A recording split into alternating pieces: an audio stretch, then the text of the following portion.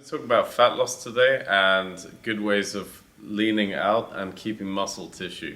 First of all, doing weight training 3 times a week and then adding that with an activity that you like another 3 times a week. So for example, it could be cardio, kickboxing, dance, whatever it is that you like. So the benefit of the weight training is it's going to speed the metabolism up, get the body shape in all the body parts that you want, and then you combine it with something that you enjoy doing that gets your cardio rate, your movement up, and the blood flowing. In terms of diet, if you're eating more calories than you're training, you're never going to lose that body fat. It's just not going to happen. So look at how you have protein, fats, and carbohydrates together, drinking lots of water. See if you're eating or drinking too much caffeine, too much processed food, or even sweeteners, because a lot of the market out there is showing low calories and lots of sweeteners in these drinks, and they're so-called healthy, but actually they're going to slow down the liver, and that means you increase body fat, so don't fall for this trick. To warm up, before you do your workout, whether you're walking to the gym that you go to, jogging or running, it's a good way, depending on your injuries. If you have any knee injuries or problems like that, just walking. I go to some gyms with workouts with the backpack, so either walk, jog, run, depending on what you want to do. If you're only going to warm up and you're driving to the gym, you can use a treadmill instead of and walk on here. Good things that I think are useful for real life activity is things like hill walking. So you can either do a flat walk or go into a jog that feels comfortable. Remember, it's a warm-up, so you have to feel comfortable about what you're doing. You're not trying to kill yourself, but you are trying to get a bit of a sweat, maybe a bit of a glow, and also like flow in the body, where the body's loosening up, the blood's flowing, and you feel ready to move. So this is just a flat, it's just walking, but if I use the incline, I can do a really good hill walk. I get clients who do things like Kilimanjaro or long walks, tracking, things like that. So it helps. So not only does it get you fit and works the body, but actually it's quite useful for any time you're working on hills. Actually, this is quite hard. It's good. And then that's one thing you can do. Fast walking, you can do jogging, and even running.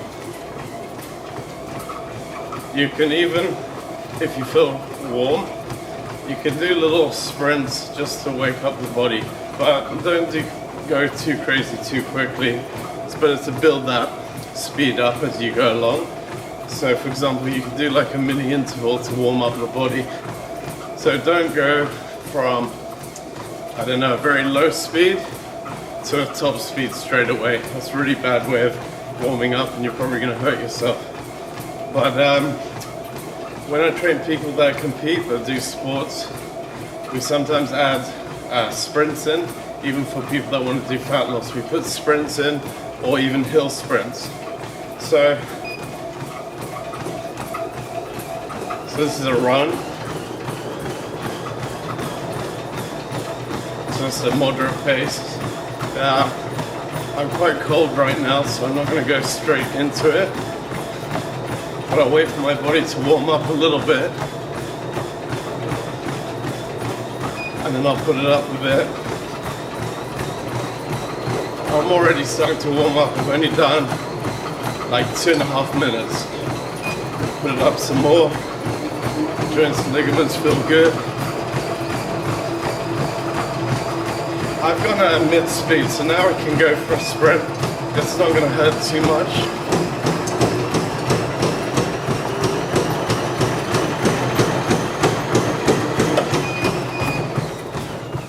That's a good way of building from a normal speed up to faster speed. Gets your blood ready. The other thing you can do is the hills. So you can do hill walks. That's quite hard. You can do hill walks, you can do hill jog or run, and you can do hill sprints. So I'll go through those options too. So it's good, you can do outdoors, You can do indoors, you can do walking, you can do hill walking, you can do running, sprinting, and it's a great way just to get the blood flowing. I'm gonna go straight in for a sprint because I'm warm. But here's an example, it's a lot harder. It's up a hill.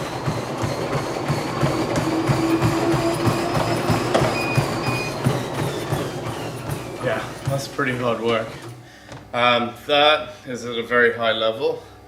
And then what you do is you're ready to do things like the upper body and the lower body.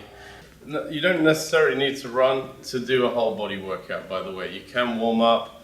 We're going to do the chest and we're going to do the lower body. So it's good to, when you're doing fat loss, to do upper and lower body together to get the peripheral heart action working. Legends like Arnold Schwarzenegger and Bruce Lee, they use this really cool techniques, guys that I really respect and like the way that they train. So yeah, you don't have to do a run or any sort of cardio, but I like it because it loosens up the joints and it gets movement. But if we're going to do the chest and the back, you can just warm up either doing push-ups or a chest exercise that works it. I like to pick the incline press for the chest because for men and women, it hits the upper pectoral. It's the smaller muscle, and it's harder for people to actually work or engage unless you have like an incline. It's also a very effective way of muscle activation. So it recruits more muscle fibers and makes them fire on than just doing a normal flat bench press. Also for women, they don't have muscle in the lower pec, so it's a great way to work with women's fat loss in this area without actually going to the weaker body part. So I'll show you how to do it to warm up. Just go underneath the bench. So you grab the bar, there's a line here, so you put your thumb against the line, then make a fist. So from there you're going to press it upwards. You bend the elbows in towards the body. So you actually go inside, into the chest, and press up.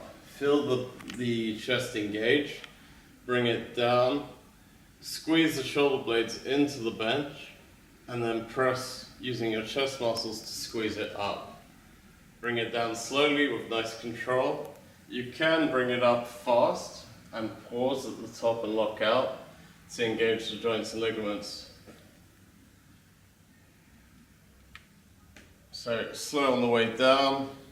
Controlling, squeeze the shoulder blades into the bench, push your feet into the floor, squeeze the muscle, and then press up.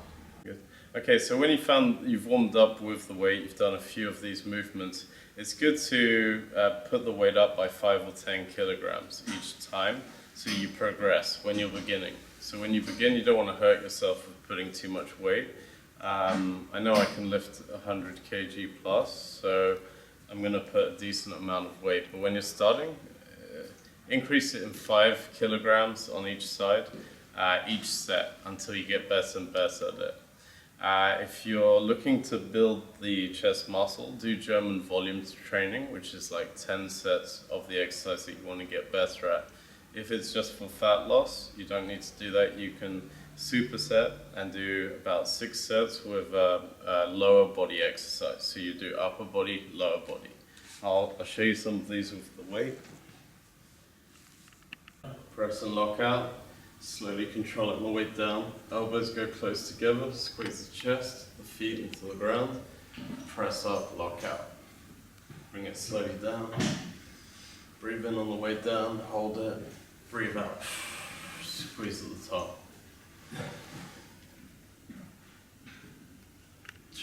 Remember, it's good to do the weights nice and symmetrically, so you're basically loosening up the body as well and feeling the muscles working properly. You don't want to twist and you don't want to turn. You want to understand the line of motion that the body's going at and then work that way. Don't cheat, just do it in strict form so the blood pumps into the muscles that you're working. Okay, and after you do the bench press, which is, like I said earlier, the upper chest, a bit of shoulders and triceps, you want to work the back, the biceps, also the spine, and also the legs. So it's a good whole body workout. Now the reason most people avoid hard leg exercises is because they're really hard and they're painful. And anyone that's serious about bodybuilding or weightlifting, they'll almost cry sometimes about talking about leg day.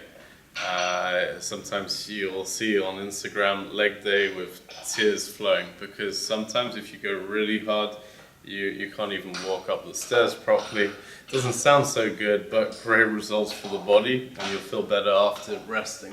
So, thumb on the line, back straight, push your feet into the ground, and keep your arms straight. I see a lot of people, they bend their arm and try to yank it up. You don't want to do that. You want to keep your feet pressed hard into the ground, chest up, grip hard with your arm, and then press into the floor. Push your bottom forward, shoulders back, stand tall, slowly come down so you don't hurt your back, sticking your bottom out. Pause at the ground, press your feet into the floor, stand up, pause, and then slowly coming down again. So that's how you do a set. A lot of people tend to rush the motions. It's actually sometimes better, depending on the exercise, to rest, pause, do it slowly on the way down, fast on the way up, pausing at the lockout. So try to do it differently. Why you do a lower body workout is because the legs, they have most of the muscles in the body. It's about 60% of our body, so what it does is it gets the heart rate shooting up, very good for the peripheral heart action, getting the heart and blood flowing.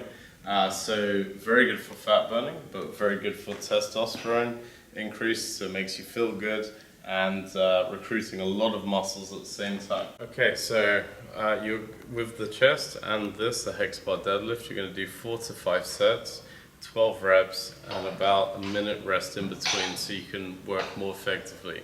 Obviously, when you do the warm-up sets, you can do it a little bit quicker, load the bar, change, but when you find the proper working weight, you want to do opposing exercises back to back without any rest, so the heart rate goes up and the muscles work.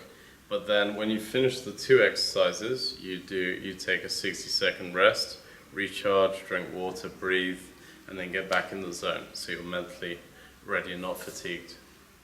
So after you've done this, we're going to do a flat bench press. So it looks like exactly the same exercise, but it's not. It's on a flat surface, so it means it's engaging the lower middle chest, shoulders and triceps.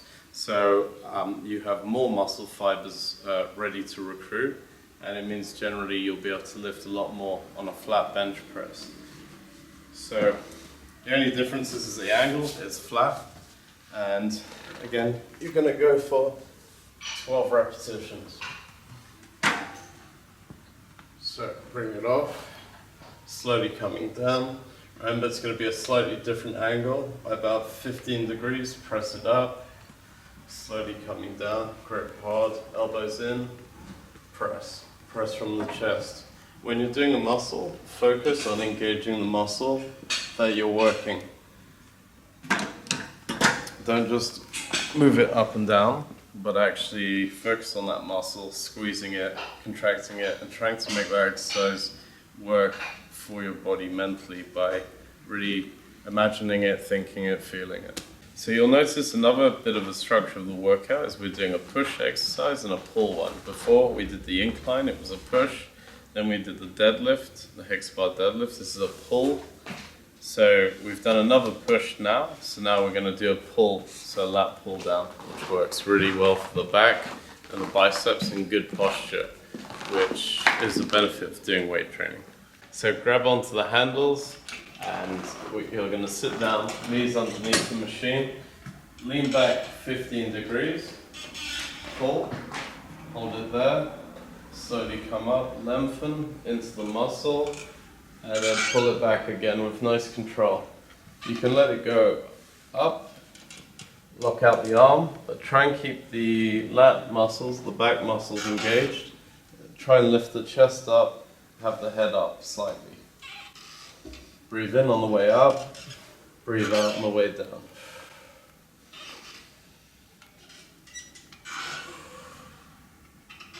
And again, you're going to do 4 to 5 sets with the bench press, back to back without stopping.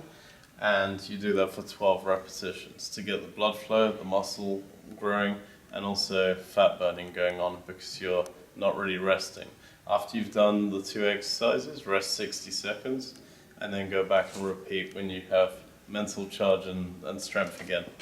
So I'm going to take you through a stretching sequence. The benefit of it is if you have too tight a chest and you're a Londoner and you're always on the laptop, always on the phone or cameras or whatever you're using, so your hands are in front of you, the chest is going to be very tight, and a lot of us do a lot of bench exercises. So the best way to recover from a tight muscle and not to get injured is to stretch the muscles out. It also helps you with recovery because what it's doing is it's opening up, getting the blood flowing into the area, allowing the lactic acid, which is the acid we get from burning when we're training, not to condense and tighten up too much on the muscle. So when you're doing back and chest, like we did just now, you want to do things that are good for the back and the chest. So you bring the knee over here, and that's going to help the lower back work. For some people, this stretch will be enough. I'm just going to show you the progression. So put your hand here, helps the hip to stay down. Now you can either put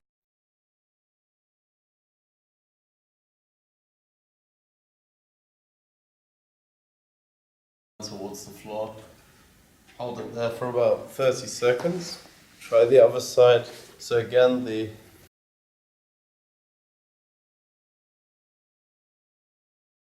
gently, and then put the hand down on the thigh so it doesn't come up. Again, this is quite a hard stretch for some people. You'll feel the lower back. You put your hand down here, or extend it, straighten it, and if you're more flexible, get the back of the hand down. The other thing is you want to loosen into the stretch. So deep breathing helps the oxygen in the blood to allow the stretch to be more comfortable and to go deeper. So breathe in and then breathe out through the mouth. Breathe in and allow the stretching to deepen the stretch. Allow the breathing to deepen the stretch. Mm-hmm. Okay, so you finished your workout, well done. And that's day 1 of 3. So you wanted to do a minimum of 3 to 4 workouts a week on alternate days and to rest the muscles, recover, eating appropriately and well. If you want to do cardio or an activity or sport, you can do that on the other 3 days. That will help to loosen you up so you don't feel necessarily like a bodybuilder, but you feel loose and good, or it's just good for overall health. After you do weight training, you want to have protein, so whey protein is very good after the workout, but you don't have to have that. You can have natural foods with protein and carbohydrates. So you can either have whey protein or you can have whey protein and after you can have something like chicken, rice, lettuce, because you want to have something green, some protein to recover. Green is to clean the body, and then carbohydrates to fuel the muscle with glycogen so that you feel strong and recover well. Also helps with muscle growth. A lot of people avoid carbohydrates sometimes to slim quicker. That's not always a great thing. I think it's better to have a balance of good protein, good fats, good carbohydrates, have a balanced diet where you progress your body slowly but surely. And so hope that helps and see you soon.